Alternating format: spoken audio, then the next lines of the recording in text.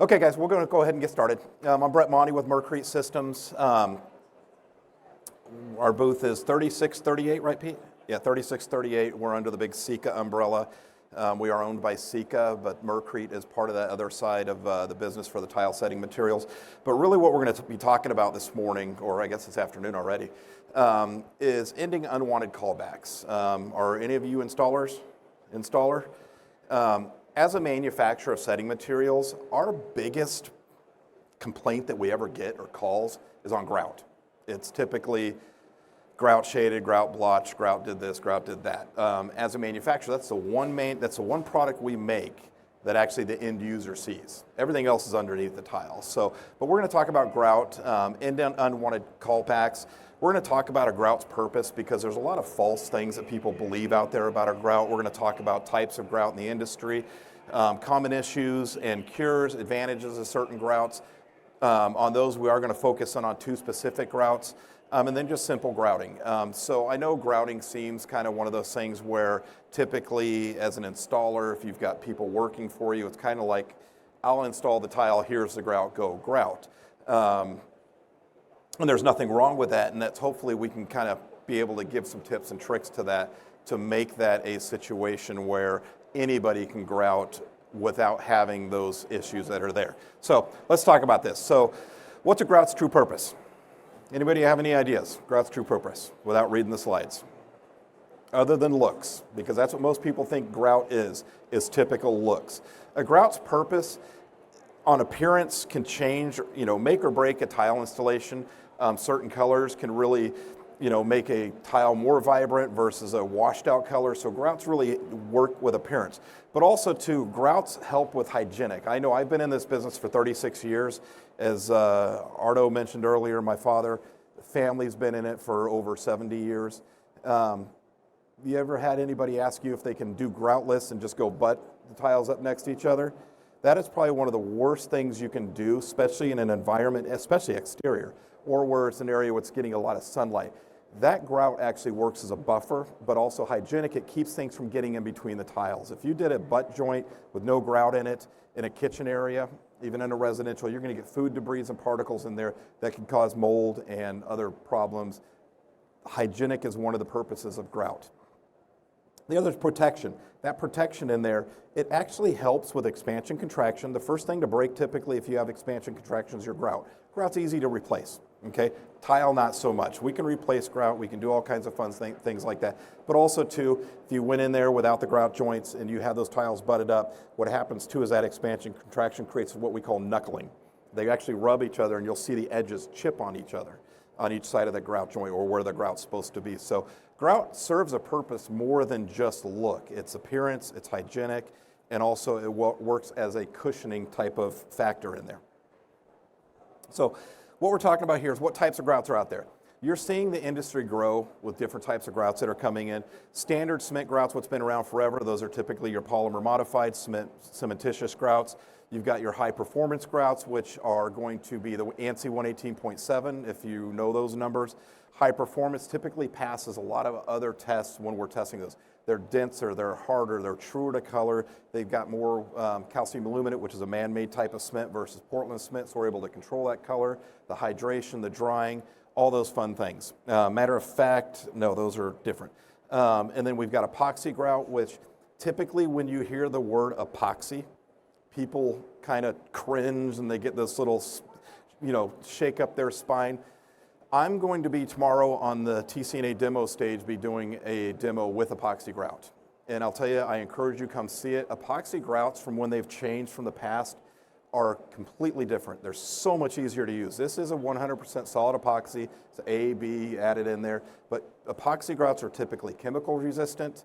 They're really forgiving in the installation method of things nowadays, but they are truly chemical resistant in there. So epoxy grouts. Matter of fact, this is, Pete, if you want to pass that around, or Pete or one of y'all want to pass that board around, that's epoxy grout. He grouted it yesterday. It still might be a little soft. Epoxy grouts take about 24 hours to cure, but that's our epoxy grout. And then we've got ready-to-use acrylics.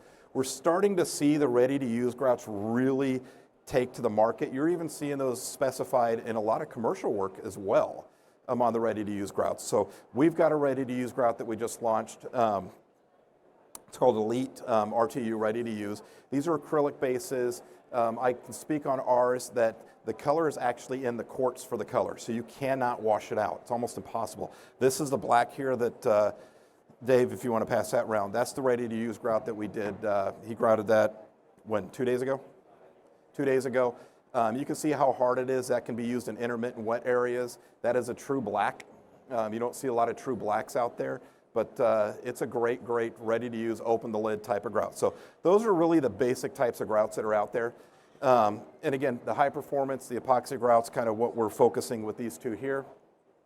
So let's talk about why we're up here talking about this today. End and wanted callbacks. So you ever guys seen these pictures before? Something like that or similar? You know, we get a lot of that. Common grout, efflorescence, latex migration. You don't see that as often. Cracked grout joints, low grout joints, pinholes, and inconsistent coloring. That's the one that we see the most. There are reasons for these happening. We get a lot of phone calls as a manufacturer saying, hey, your grout failed. And then when we dial into it, it might be more of an installation or where that grout was used in that type of application that failed. So common grout issues. When we're looking at this, everybody know what efflorescence is? Everybody familiar with efflorescence? If you've ever been walking down the street, you see a side of a building that's brick, and you see this looks like just white stuff dripping down the side of it.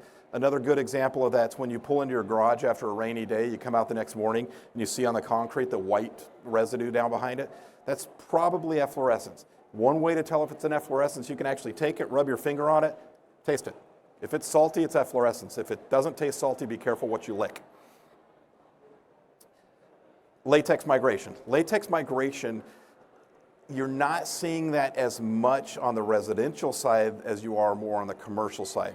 What that is typically your mortar, your mud bed is leaching through all of this. Maybe you put some latex into your mud bed, or you've got added latex to a mortar. You've got all this latex and nothing's dried out as you put your tile and grout on it. When you grout on top of it, that grout's going to work as a filter, and that latex is going to escape through the top of it and leave this little rubbery pile of looks like seagull poop. So that is a latex migration. How to prevent it? Allow mortar and grout to dry. Allow everything to dry through. Use manufacturer's recommended mixture. If you're adding latex, make sure you're adding the appropriate amount of latex to these products. Okay, this is the one that we probably see the most right here. I know I see this one a lot. Cracked grout joints. What would cause that? What would cause a cracked grout joint? Anybody want to throw their 2 cents in? Expansion contraction. Are you here in Florida? Where are you based out of? Delaware? Okay, so you don't get the fluctuation from the sun, but you get the fluctuation from the cold and heat. I live in Chicago, so last week was 80 degrees, and then when I left Monday morning to fly here, it was snowing. You know, so we see these expansion contraction, but you're seeing that could be expansion contraction, that could be a loose tile, a hollow tile, where you're getting that next to it. It could be where the installer maybe watered up the grout too much. I'm a big proponent. Like I said, I'm going to be doing a grout demo over there, being more detailed about grouting and using traditional grouts. But expansion, contraction, deflection is another big thing. Where I live in Chicago, if you're in Delaware, you probably got a lot of built up over basements. So you get deflection in there. Deflection, if you're not familiar with it, it's when you're walking on that floor and you do that tippy toe and you can feel that floor bending underneath you. We can make we can make mortar and grout bend for the most part, but we cannot make tile bend. If you can make tile bend, now they're not hard surface ceramic tiles anymore. So what we're looking at here, how do you fix this? First and foremost is mix the grout properly. Make sure that you're following the EJ171 for perimeter expansion joints, or if it's a large area for interior expansion joints or soft joints. Make sure the deflection is taken care of. Mix it appropriately to the manufacturer's instructions. I tell everybody, I know I do in my garage, I have 5 buckets, and every single one of them have a hole in the side. And they have a manufacturer's name written on the side of it. And that's what I refer to as my monkey bucket. So when I'm using somebody's grout like my own, I can take it and hand it to anybody and say, fill that bucket up on a level surface till the water pours out, pour the entire bag of grout in and mix it. You have the same amount of water mixing every single time that you're mixing that grout. Okay, low grout joints. Typically we see this, that's pretty common. That's just basically overwashed. You got on the grout too soon. How do you prevent that? I have all these little bullet points here. Make sure the joints are packed and there's no hollow spots underneath it.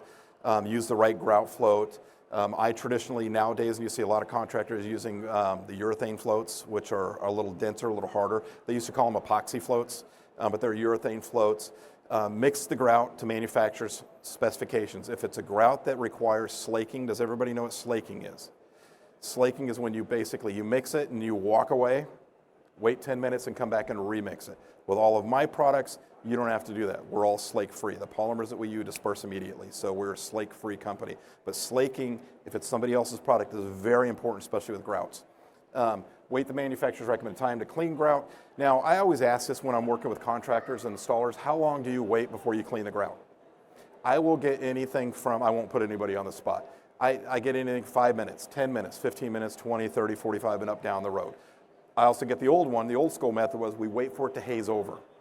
We can't wait for it to haze over nowadays or use that as a recommended way to tell us to clean the grout, because that method of waiting for that grout to haze over before I cleaned it came from when the majority of the tiles were ceramic tile based or ceramic based. They weren't porcelains. Porcelains are less than 0.05% absorption rate. They're impervious products. So that grout's not soaking into it or not allowing that water to get into it, so it's going to take longer. The true method, and there's one method that you wait for grout. When I can touch it firmly and it doesn't transfer to my finger, that's when it's time to clean it up. That could be 10 minutes, that could be 30 minutes, that could be 45 minutes. Weather changes, areas change, and I'm sure as an installer you've seen that over the years. Wintertime, things take a little bit longer. High humidity, things take a little bit longer. You go to Arizona, Nevada, California, no humidity, they go faster. So it's just weather dependent where you're at. So do not clean with excessive water is the last bullet point in there. I've seen guys take and just drip water across that floor. Some grouts you might be able to do that with, but with a standard Portland cement grout, you cannot do that with. You've ruined it the minute you put too much water in it, because what happens is that water pulls the pigment out, that color pigment, and you'll see it when you go to wash it. Pinholes. Pretty simple pinholes. We see that a lot. Pinholes typically comes from when you mix the grout too fast. You mixed it, you whipped air into it, so you got these pinholes into it. Or you'll see it a lot when the guys do that snaking pattern really fast on the grout joints. They're creating air bubbles underneath it. It's just a slow skim process. Make sure your grout joints are full. Come back and clean it when it's appropriate time. How do you know a grout joint's full? Is when you put so much grout in it actually curves up like a speed bump. That's when you know you got a fully packed grout joint. Inconsistent color in grout joints. Another fairly easy one, but we see it a lot. Typically we see this with either the grout joints, you'll see shading, which will actually cause that because the grout joint's low. One of the things, the biggest thing in there, that second bullet point, allow 2/3 of the thickness of the tile. That's actually not us as a recommendation. That's an industry recommendation through NTCNA and TCNA.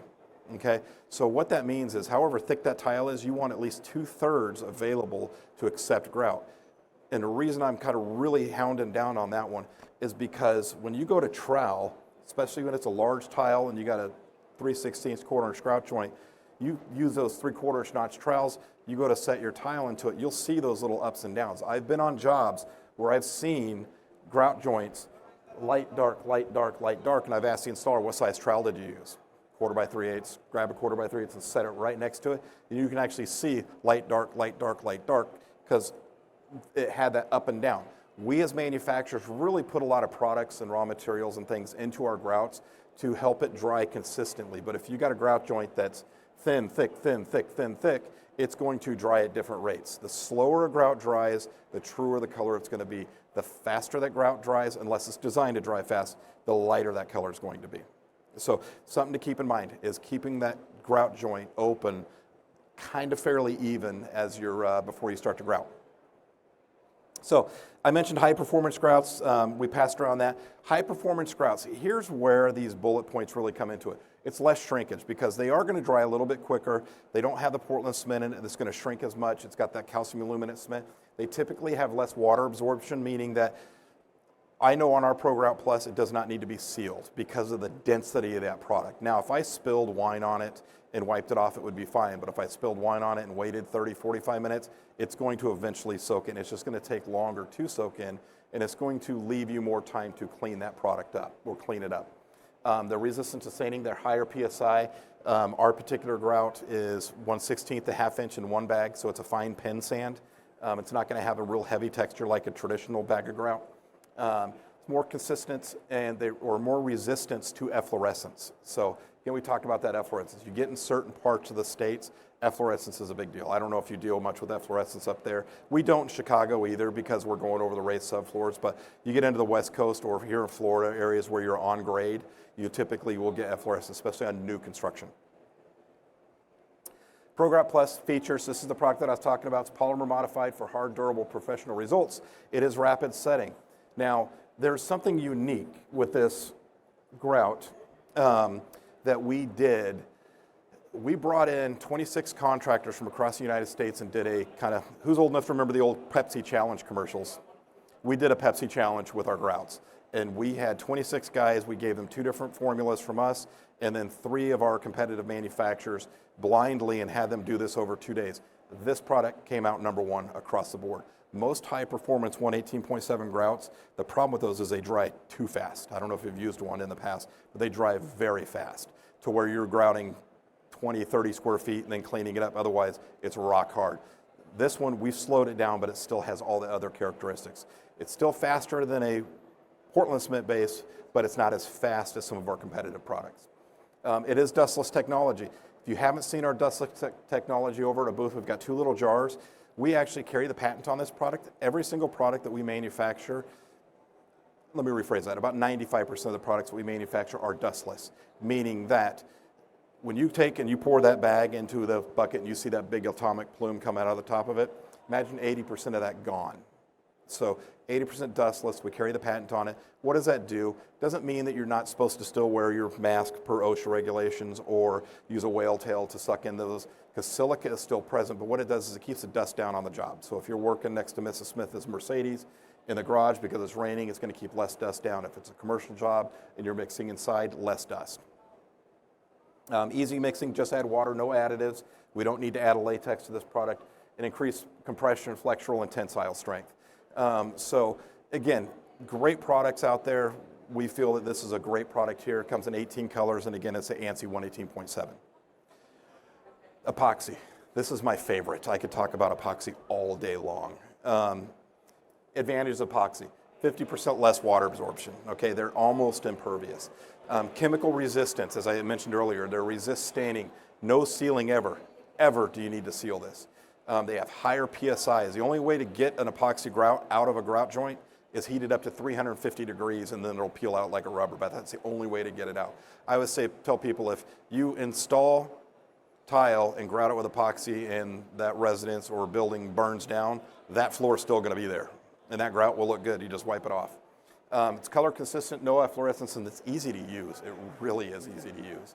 So epoxy grouts, we're starting to see a comeback with those out there because they are becoming easier and easier to use. My sales rep's shaking his head yes, so he's seeing more of it. Again, this is our epoxy, Pro Epoxy. That was the beige grout right there. Chemical resistant, holds up to household stains. I've got it in all my bathrooms. There's 5 boys living in my home. Anybody got kids with got boys? Yeah, I know Dave does. Got anybody boys? Okay, if you've been around boys long enough, whether they're young or old, we all have aiming issues. I highly recommend epoxy grout in all bathrooms. Excellent. It's also a setting material. It is a mortar. Shock resistant, water cleanable before curing, non-flammable, and easy workability. I can't specify that enough. It is so much easier to use. Okay, do's and don'ts. This is the last page here that we're working on. Do's with grouts.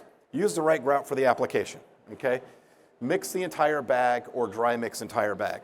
And here's why we suggest mixing the entire bag. Is with grout or any other product that's made, if you go to our factory and look, it's actually poured into a bag from the spout, goes in, fills the bag up, bag falls down, goes down a conveyor, gets onto a thing, spins around, gets wrapped up, goes up to a rack from a forklift.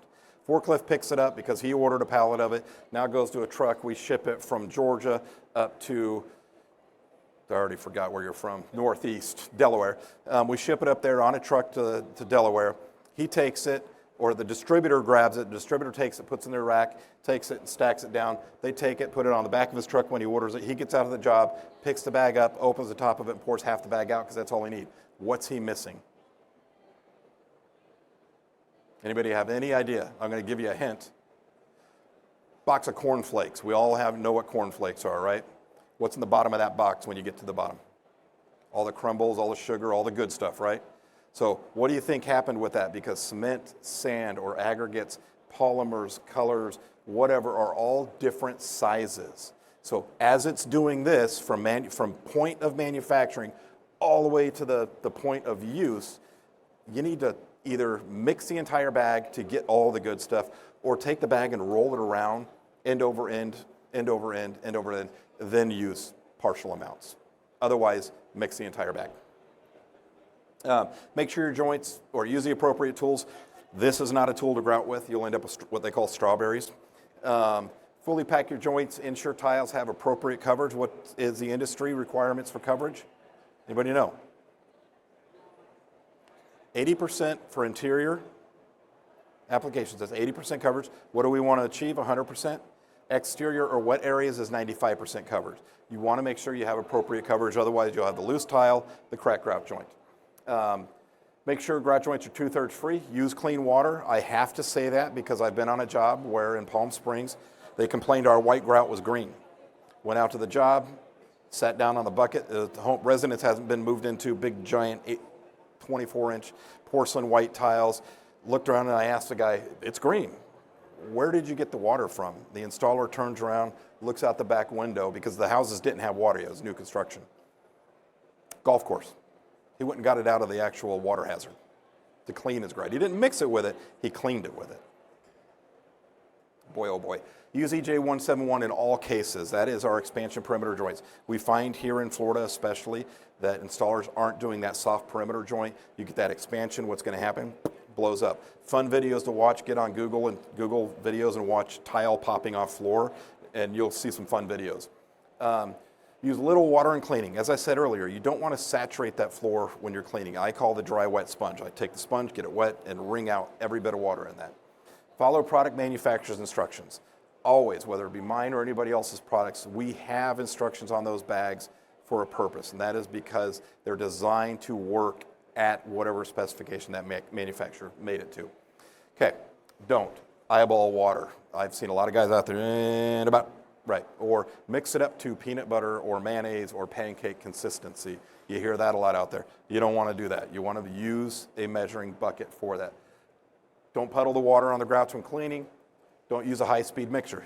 300 RPMs or less. You use a high-speed mixer, you're going to whip those air into it. When you go to grout, you're going to end up with pinholes. Hard grout perimeter joints. That's that perimeter joint, that EJ171. You don't want to hard grout those in.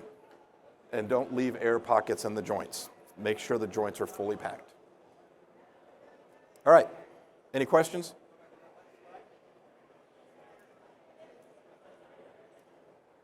Questions, comments, concerns? Like I said, if you got any more questions, our booth 3638, big Sika pyramids right in the middle of it. You can't miss it. We're right next to the TCNA booth.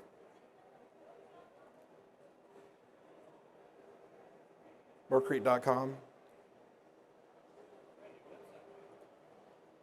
Yeah, matter of fact, it is. It's a new website. That's it, guys. Thank you for being here. Thanks for resting your feet.